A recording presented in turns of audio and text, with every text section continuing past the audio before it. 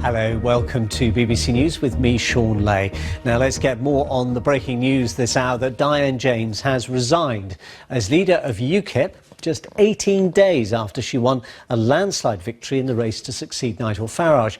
In a statement released this evening to the Times newspaper, the MEP said she'd taken the decision for personal and professional reasons. She went on to say that I do not have sufficient authority nor the full support of all my MEP colleagues and party officers to implement changes I believe necessary, upon which my campaign was based. Well, on the line now is Matthew Goodwin, Professor of Politics at Kent University and co-author of Revolt on the Right, a book about UKIP. Matthew, welcome to BBC News. I don't think anyone was predicting it would be an easy ride for Diane James taking on the leadership of UKIP in the wake of Nigel Farage's second resignation from the job. But had you got any sense that things were this difficult this soon? Well, good evening. I think there were certainly rumours that Diane James might struggle with the pressure that comes with the party leadership role. But what's not quite clear at this point in time is what was that actual motive for resigning. And there are really mixed messages coming out. One is about a sort of dispute, a rift with some of the other members of the European Parliament. Another is about personal reasons and possibly ill health within her family. And there are other comments coming out in the newspapers about party financing and dissatisfaction with how UKIP is being run. So this puts the party in a really difficult place at also quite a delicate time in its history, where Theresa May is parking her tanks on UKIP's lawn, and voters aren't really going to be too receptive to a divided party, and a party that looks like it's in chaos. The phrasing that she's using tonight is that she won't be formalising her nomination as leader of the party.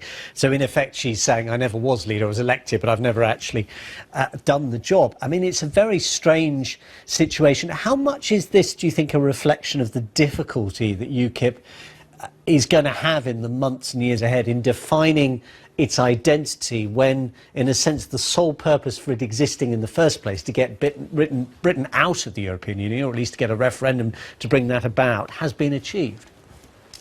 Well, I think it's really a reflection of the problems that small parties often face, and particularly parties that have been led by one dominant personality.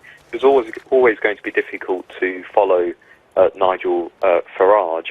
But also, you know, what's really interesting as well about this statement is that Diane James seems to allude to her not formalising her role as the party leader. Now, that is going to raise all kinds of questions, not least about who is still officially leader of the UK Independence Party.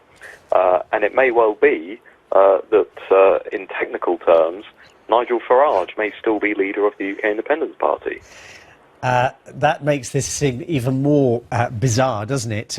I did see some quotes from him reported this evening. He's been rung up by somebody and said he wouldn't take on the leadership again for, I think he said $20 million or any price above that. I have retired, although clearly there's some who would want him back. Just on the practicalities of this, would this potentially open up the possibility of Stephen Wolfe, another MEP who is regarded as a candidate in some ways favoured by Mr Farage? Would it open up the possibility for him? Because he was excluded because there was some argument over whether his membership was valid.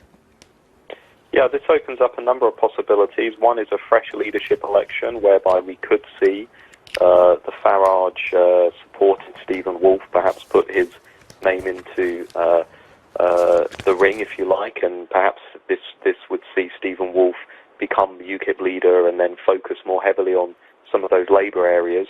There is an outside possibility too, of course, that one of the other MEPs might decide, unlike in the summer, to throw their hat into the ring. People like Paul Nuttall, Nigel Farage's deputy, who stepped aside during the original contest.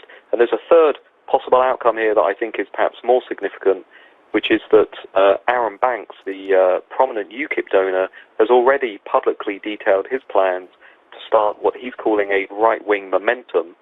Aaron Banks may be looking at all of this and thinking, actually, UKIP is finished, it's too chaotic, it's too divided, perhaps it's time that I go off and start this new movement. So lots of things possibly could come out of this, and a lot to watch. Matthew Goodwin, Professor of Politics at Kent, co-author of Revolt on the Right, which might need another edition at this rate. Thanks very much. You didn't frankly have the balls to put country before party.